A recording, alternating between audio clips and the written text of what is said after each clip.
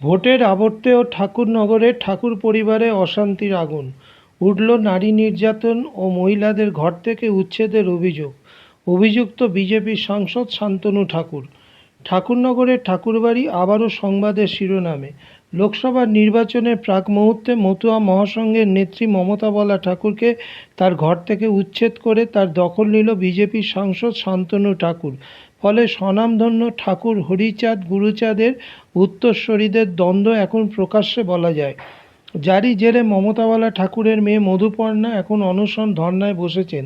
তাদের বক্তব্য, প্রয়াত সাংসদ তথা ঠাকুরবাড়ির বড় ছেলে কপিল কৃষ্ণ ঠাকুরের যোগ্য উত্তরসূরি হওয়া সত্ত্বেও তাদের ভিটেমাটি থেকে শান্তনু ঠাকুর সম্পূর্ণ প্রশাসনিক জোরে বলপূর্বক উচ্ছেদ করছেন।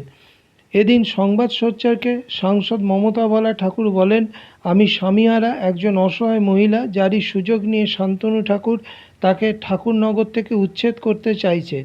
তার বক্তব্য, আমার ঘরে কোনো পুত্র সন্তান নেই, তাই একজন মহিলা হয়ে আমাদের এই অত্যাচার সহ্য করতে হচ্ছে।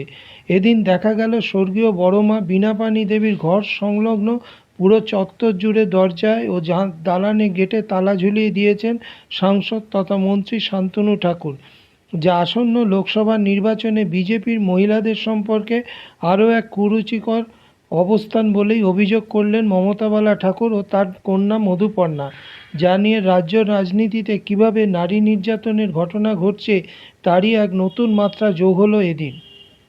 সংবাদ প্রতিবেদন শুভাশিস ঘোষ, সংবাদ সোচ্চার.com। এই যে অনশন, এই অনশনে বসার প্রধানত কারণ কি?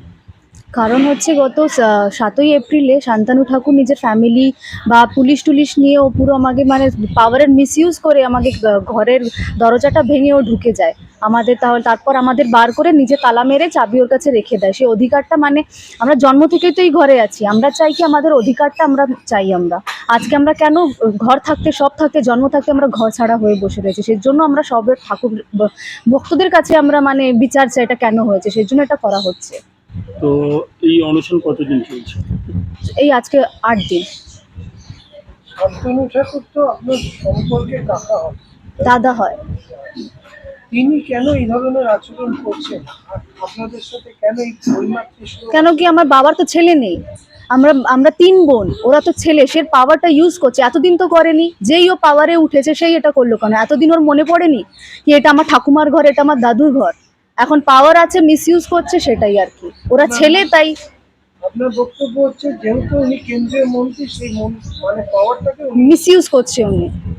কিন্তু পারিবারিক ব্যাপারটা, এটা কি একটা রাজনৈতিক ক্ষেত্রে গিয়ে করছে না? কি হচ্ছে?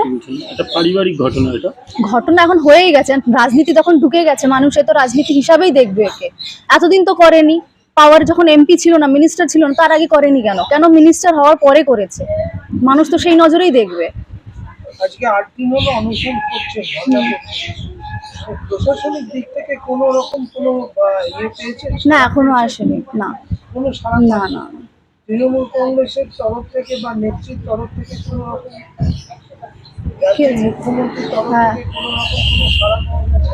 হ্যাঁ, মেসেজ পাঠিয়েছে উনি, কি মানে উনি আমাদের সাথে আছে, যা হোক মানে ইলেকশনের পর একটা ব্যবস্থা হবে, এটা বলেছে উনি। আপনার নামটা? মধুপর্ণা ঠাকুর।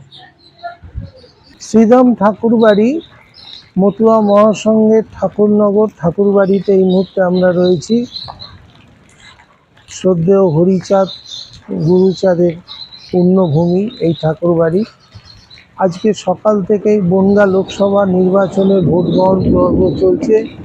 সকাল থেকে শান্তিপূর্ণভাবে সেই নির্বাচন, এখনো পর্যন্ত যে খবর আমরা পেয়েছি, গোটা বনগাঁ লোকসভা জুড়ে শান্তিপূর্ণ নির্বাচন চলছে।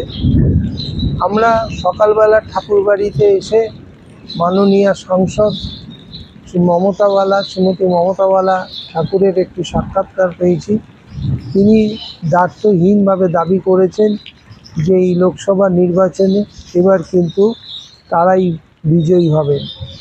আজকের এই লোকসভা নির্বাচনী কেন্দ্রে এসে যেটা আমরা দেখতে পাচ্ছি সেটা হচ্ছে, এখানে কিছুদিন আগেই শান্তনু ঠাকুরের নেতৃত্বে পরিবারের ওপর তাদের একটা অত্যাচার হয়েছে এবং মমতাওয়ালা ঠাকুরের যে ঘর, সেই ঘর জোর করে দখল করে নেওয়া হয়েছে এবং তার মেয়ে মধুপর্ণা বালা ঠাকুর তিনি অনশন ধর্নায় বসেছেন।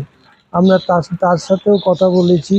তাদের বক্তব্য মহিলা বলেই, সংসারে মহিলা বলেই তাদের ওপরেই অত্যাচার চলছে এবং শান্তনু ঠাকুর তিনি কেন্দ্রীয় মন্ত্রী হিসেবে তার প্রশাসনিক ক্ষমতাকে কাজে লাগিয়ে জোর জবরদস্তি তাদের ঘর থেকে উচ্ছেদ করেছেন এবং সেই ঘর দখল করেছেন এবং এই নিয়ে তারা অনশন চালাচ্ছেন। আজকে প্রায় 8 দিন এই অনশন চলছে এবং যতদিন না তাদের দাবি পূরণ হচ্ছে ততদিন এই অনশন চলবে, এমনটাই তারা জানিয়েছেন।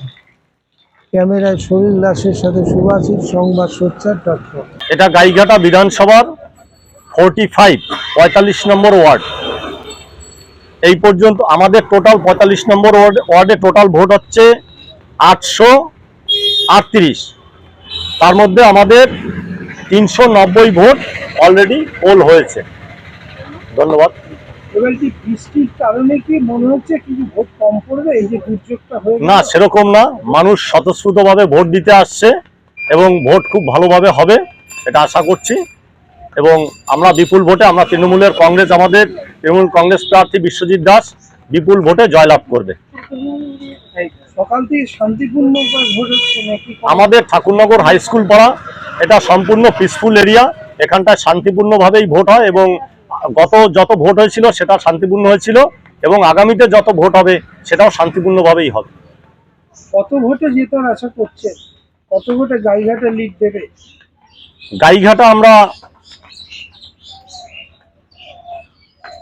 মিনিমাম হলেও 10,000 ভোটে লিড করব। 10,000 ভোটে লিড? হ্যাঁ। নামটা একটু। আমার নাম সুখরঞ্জন রায়। দিলেন? হ্যাঁ, কিরকম লাগলো? ভোট ভালোই লাগলো। নিজের ভোট নিজে দিয়েছেন? হ্যাঁ। কোনো অসুবিধা হয়নি? না না বুথে কোনো প্রবলেম? না না না, আর এই হঠাৎ বর্ষা হলো এর জন্য কি বলবেন? গরম পড়েছিল, বৃষ্টি হয়ে ভালোই হয়েছে। লাইনও দিতে হলো না? না না না, ফাঁকায়। নামটা কি? নবনীতা বৈদ্য। মৃত্যুঞ্জয় বড়াল। সকালে কখন এসেছিলেন ভোট দিতে? আমাদের এখানে কোনো লাইনের একদম এসেছেন আর ভোট হয়ে গেল? হ্যাঁ। তাই তো? দুর্যোগের কারণে কোনো অসুবিধা না, কোনো অসুবিধা নেই। দুর্যোগের সময় ভোট চলেছে, কোনো অসুবিধা নেই। বাড়ির সবাই ভোট দিয়েছে? হ্যাঁ, সবাই একটু আমরা হাজব্যান্ড ওয়াইফ দুজনে। কিরম লাগছে ভোট দিয়ে? খুব ভালো লাগছে। নিজের ভোট নিজে দিয়েছেন তাই তো? হ্যাঁ। বুথে কোনো রকম না না না, কোনো অসুবিধা নাই। খুব শান্তিপ্রিয়। খুব শান্তিপ্রিয় ভোট হচ্ছে। আপনার নামটা দিদি? ললনা বড়াল। ঠাকুরনগর উচ্চ মাধ্যমিক স্কুলের সামনে এখানে সকাল থেকে শান্তিপূর্ণভাবেই ভোটদান চলছে। বেশ কিছু ভোটারদের সাথে আমরা কথা বললাম যারা এই মুহূর্তে এই দুর্যোগকে, প্রাকৃতিক দুর্যোগকে উপেক্ষা করে, প্রচণ্ড বৃষ্টিকে উপেক্ষা করে তারা ভোট দিয়ে গেলেন এবং তাদের বক্তব্য তারা শান্তিপূর্ণভাবেই ভোট দিয়েছেন, কোনো রকম অসুবিধা হয়নি এবং খুব তাড়াতাড়ি তারা ভোট দিতে পেরেছে।